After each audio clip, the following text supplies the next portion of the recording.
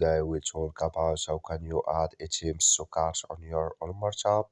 We're going to figure out the solution or know how you can do that on your app. So all you have to do, so you just come to this list here, and here can you select any item you want to add to your cart. I'm going to click for example to this item here. Then it's going to show for us here all products. So I'm just switching to open with us here. So sorry.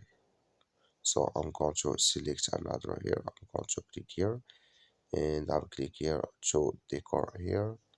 So that it's going to show for us here. I'm just switching to open with us. So then here to this item, I'm going to add it to cart. Just click on it here. So that then you just switch into open with you here. Then you click here on add to cart. So that automatically it's going to add with you to carts on your Walmart app. So when you're done, click here on view cart if you want to view it there. That's all. Thank you for watching. Don't forget to support us by liking,